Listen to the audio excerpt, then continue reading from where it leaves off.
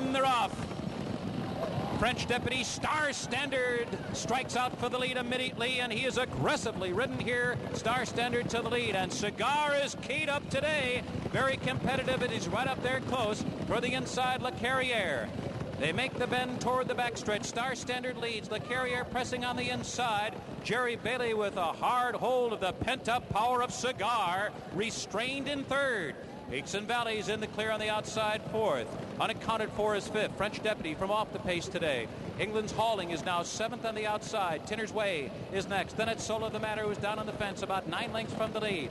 Jed Forrest and Concern is just where he was last year at this time. Last, about a dozen lengths from the front. The opening quarter went in 24 1/5 seconds. Star Standard on the outside. Le Carrière pressing for the lead with 6 furlongs to go.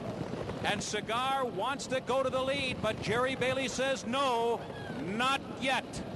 Unaccounted for, fourth toward the rail with 5 furlongs to run. The opening half mile went in 48 1/5 seconds. Solo the Matter now has to pick it up, and he threads his way through in between horses. Then farther back, it's French Deputy, who's only 3.5 lengths from the lead. Then Peaks and Valleys, followed by Hauling. A break of 3 to Jed Forrest, followed by Tinner's Way. Concern is still last. 3 furlongs to go. Cigar! Cigar makes his move, and he sweeps to the lead with a dramatic rush with 3 furlongs to go. And Jerry Bailey turns him loose, and he guides him down to the rail as the field turns for home. Unaccounted for down inside. A quarter of a mile between Cigar and a perfect season. Coming down to the last furlong with a 2.5 length lead. And Jerry Bailey calls on Cigar for everything he has. Le Carrière is awakening second. On the inside, unaccounted for. On the outside, Solo the Matter. And here he is, the unconquerable, invincible, unbeatable Cigar.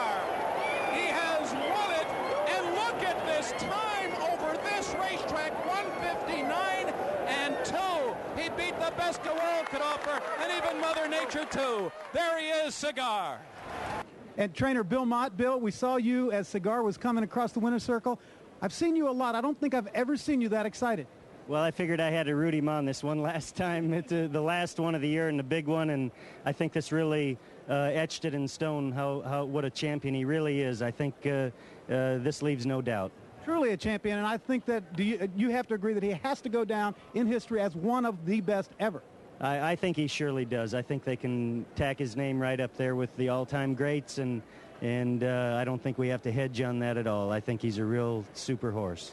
How about next year? You think you're going to race him again next year? He still looks like he's got a lot of good races in him. Well, Mr. Paulson and I will sit down and talk about that probably in November and December and weigh whether or not we want to race him again. And I think right now, if Cigar is healthy, sound, and looks like he could stand another campaign, I think we'd go for another year. And, of course, there's a $4 million race in Dubai that we'd have a good look at, and it might be a lot of fun. How about you, Mr. Paulson? You think he can run next year? Boy, the way he's running now, it looks like he'd run forever, but we'll sure check him out before the end of the year and see that he's good and sound, and if he is, we're going to go for it. And we can't forget Jerry Bailey. What a magnificent ride. You've ridden a lot of great horses. Where does this one fit? He's the greatest I've been around. He overcame a wet track, the 10 posts, overcame not having my good luck piece Justin here. He overcomes it all.